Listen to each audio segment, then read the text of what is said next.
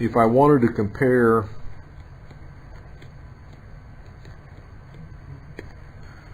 if I want to make a comparison of the two device standard deviations for students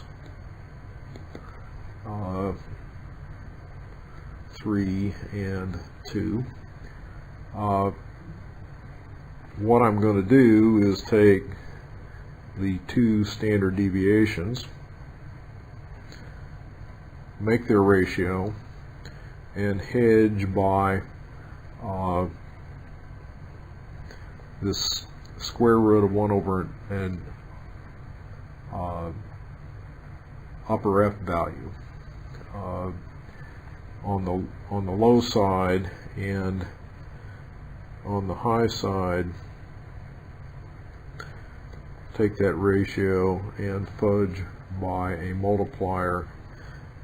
So this is an upper F value for degrees of freedom, sample size for student 3, minus 1, sample size for student 2 minus 1, so that's 2 and 2 degrees of freedom. And this is 1 over F, a lower percentage point for those same degrees of freedom. And this thing, since I only have F tables that give me upper percentage points, I will compute as F for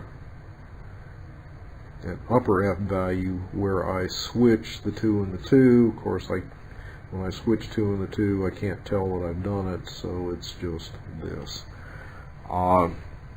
Plugging and chugging, that means I want 1 over 1.155, and if I look in the F tables, the ones I looked in didn't have upper 2.5% points, so let's not try to make 95% limits, but say 90% limits.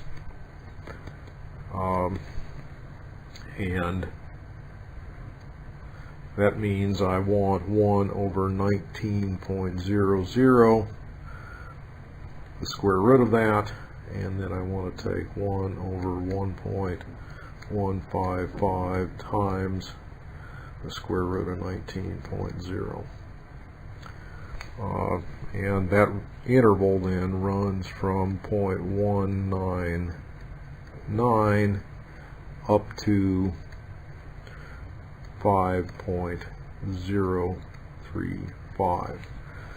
If you look at that, that's not a terribly informative interval. The moral of the story here is you have very small sample sizes, and you cannot learn very much about standard deviations or how standard deviations compare based on small sample sizes. And that's all we can tell from this comparison.